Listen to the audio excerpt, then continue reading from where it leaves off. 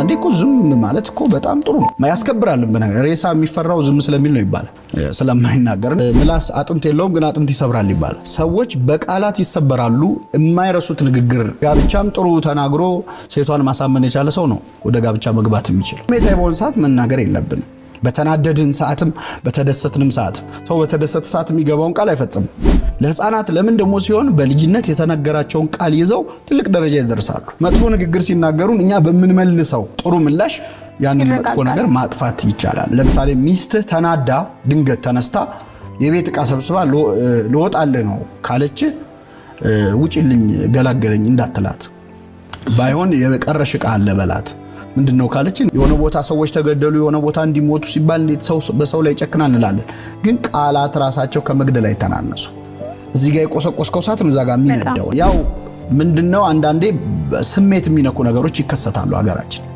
የመጨረሻ ቃላት በአለማችን ብዙ አሉ የማይረሱ ለትውልድ የሚቀሩ የሰዎቹ ማንነት የሚገልጹ አንቆጥሮም እንጂ እኮ እድሜያችን የተወሰነ አይደል እንግዲህ ያው እኔ ሃይማኖት ሰው ስለሆንኩ ከዛ ብነሳ አንደበት በጣም ብዙ ኃይል እንዳለው ነው የሚነገረው በሁሉም ሃይማኖቶች በሁሉም መጽሐፍት ማለት ነው እንግዲህ ዓለም ሲፈጠርም ብርሃን ይሁን ተብሎ ነው ብርሃን የበራው ያ በቃል የተፈጸመ ነገር ነው ከዛ ውጪ እንግዲህ ሁለት ህይወት አለ አንደኛው እዚህ ምድር ላይ የምንኖርበት ህይወት ነው ሁለተኛ ከሞት በኋላ ያለው ህይወት ስለ ሁለቱ ዓለማት መጽሐፍ ቅዱስ ሲናገር የመጀመሪያው ሞትና ህይወት በምላስ እጅ ነው የሚል ቃል አለ ማለት ሰው በዚህ ምድር ላይ የሚኖረው ህይወት ጥሩም መጥፎም ሊሆን የሚችለው በምላሱ ነው በሚናገረው ነገር ነው በጥሩ ንግግሩ ወይ በመጥፎ ንግግሩ ማለት ነው በአንጻሩ ደግሞ ከሞት በኋላ ያለውን ሲገልጽ ከቃልህ የተነሳ ትጸድቃለህ ከቃልህ የተነሳ ትኮነናለህ ይላል ስለዚህ ቃል ይሄንን ያህል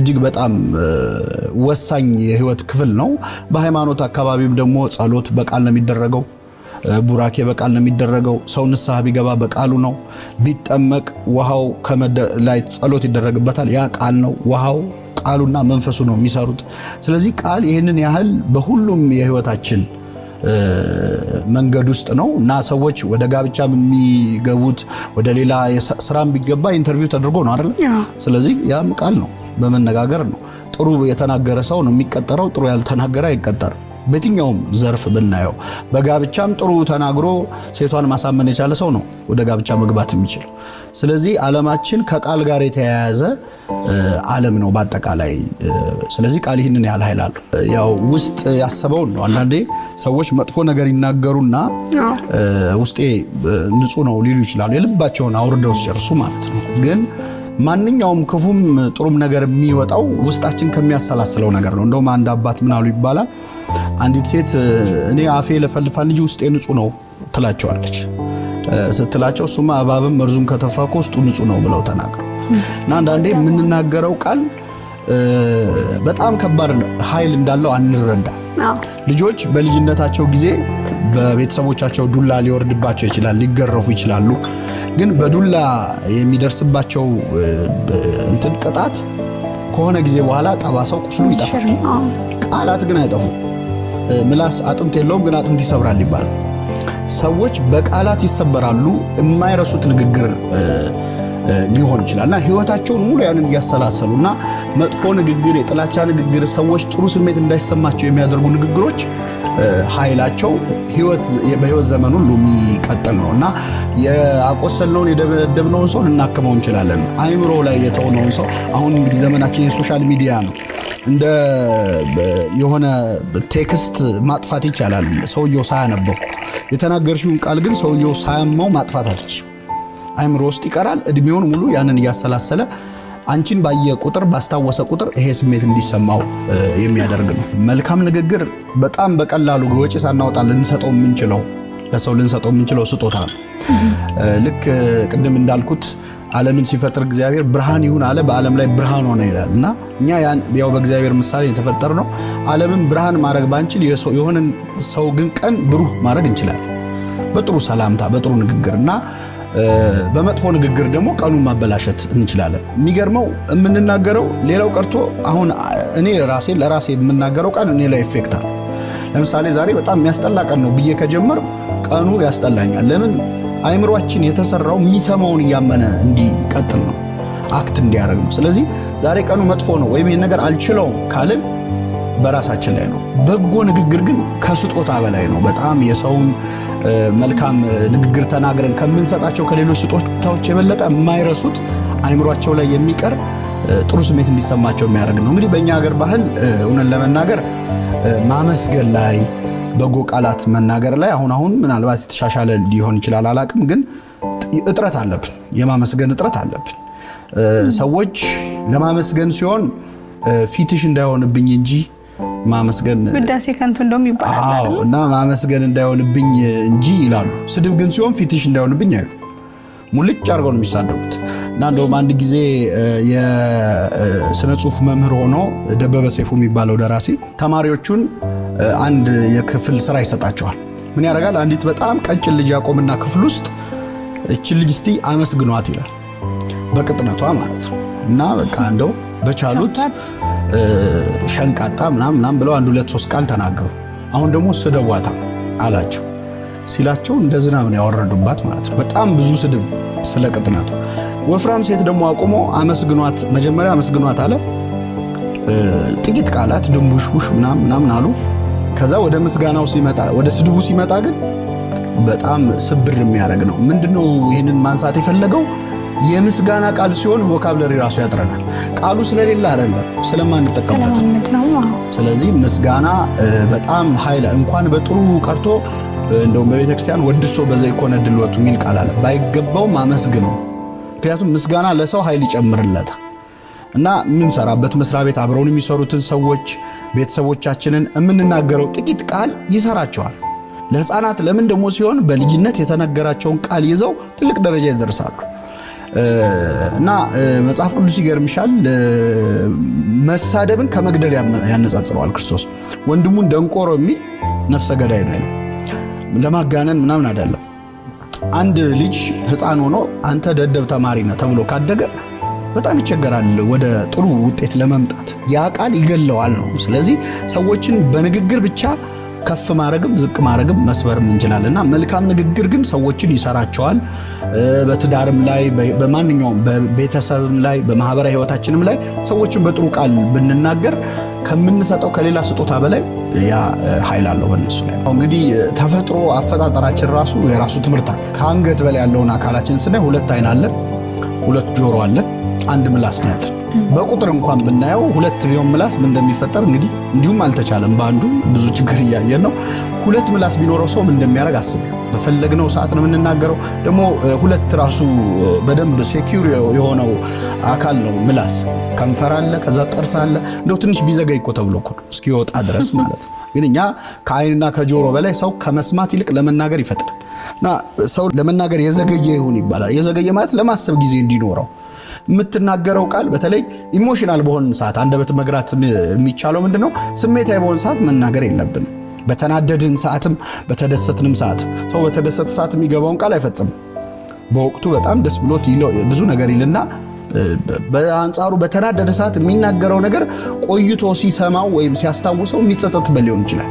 ዘግይቶ መናገር በጣም ወርቃማው ሕግ ነው ለንግግር አንደበትን ለመግራት። ከዛ ውጭ ከተፈጥሮ መማር፣ ለመስማት መፍጠን፣ ለማየት መፍጠን፣ ለመናገር ግን ቀስ ብሎ በጥሩ ቃል መጀመር አንዱ አንደበትን የመግሪያ መንገድ ነው። በመሰረቱ አስተያየትም ስንሰጥ ኮንስትራክቲቭ ክሪቲሲዝም ይባላል፣ ወይም ይሄ ገንቢ አስተያየት ማለት ነው። እና አንዳንዴ ሰው የሚናገረው ነገር ጥሩም ሆኖ የሚናገርበት መንገድ ግን ሰውን ሊያስከፋ ይችላል። አንዳንዴ እኔ እኮ ለእሷ ብዬ ነው ለሱ ብዬ ነው እኮ የተናገርኩት ይልና ሰው ግን የሚናገርበት መንገድ ኢንቴንሽኑ ጥሩ ሆኖ የሚናገርበት መንገድ ግን መጥፎ ሊሆን ይችላል። ቀላል ምሳሌ ልስጥሽ። ለምሳሌ አሁን አንዲት ሴት ጫማ ልታሰራ አንድ ጫማ ቤት ብትሄድ እና ጫማው ባይበቃት ያ ጫማ ሰሪ ጫማው ጠቦሻል ከሚላትና እግርሽ ትልቅ ነው ከሚላት ጫማው ጠቦሻል ማለት ያለበት ለምንድን ነው ጫማው የጠበባት? እግሯ ትልቅ ስለሆነ ነው። ግን እግርሽ ትልቅ ነው ቢላት ሁለተኛ እዛ ጫማ ቤት አትደርስም።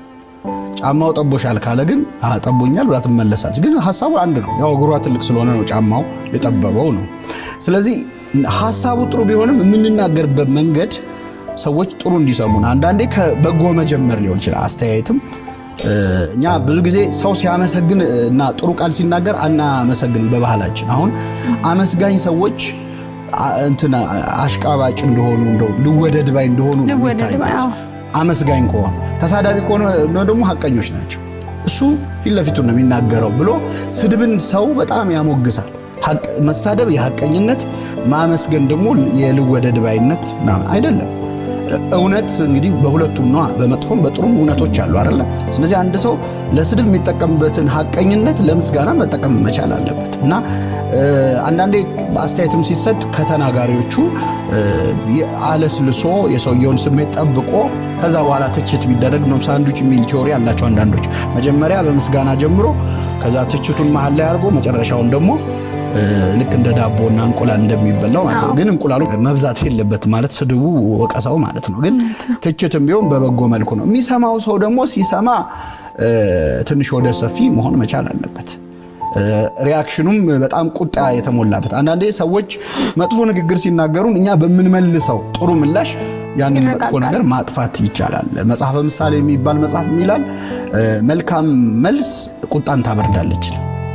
እና አንዳንዴ በቁጣ ለሚናገረን ሰው በለሰለሰ መንገድ ስንናገረው እያየ ነው ሲቀየር እናዋለን። እዛው ለምሳሌ በቤተሰብ ሊሆን ይችላል፣ በትዳር። ቅዱስ ዮሐንስ አፈወርቅ የሚባል አባት ሚላል መሰለሽ ለምሳሌ ሚስትህ ተናዳ ድንገት ተነስታ የቤት ዕቃ ሰብስባ ልወጣልህ ነው ካለች ውጪልኝ ገላገለኝ እንዳትላት፣ ባይሆን የቀረሽ ዕቃ አለ በላት። ምንድነው ካለች እኔስ በሆነ ያንቺ ዕቃ አይደለ ወይ እኔንም ጠቅለሽ ይዘሽኝ ውጪ በላት። እርግጠኛ ነኝ ተመልሳ ቁጭ ነው ተመልሳ። እና መልካም ንግግሮች አንዳንዴ የሰዎችን ስሜት የተናገሩትን ራሱ እንዲያጤኑ ተናግረው እስኪጨርሱ ዝም በማለት እንኳን ማቀዝቀዝ ይቻላል። እና የሚሰማው ሰው ወደ ሰፊ ሆኖ ስድብም ቢሆን ወዲያው ሪአክት ባለማድረግ ሰውየው ተናዶ ይሆናል በማለት ማቀዝቀዝ ይቻላል። እንግዲህ ሁሉም ሰው የራሱ አቋም አለው። ሁሉም ሰው አንድ አይነት ሐሳብ ሊያስብ አይችልም። ግን ያንን ልዩነት የሚገልጽበት መንገድ አሁን ምንድነው? አንድ ጊዜ የጀርመን ቴሌቪዥን ላይ የሉላ አስራተ ካሳ ካልተሳሳትኩ ቃለ መጠይቅ ሲሰጡ በጣም የገረመኝ ነገር ሰማሁ።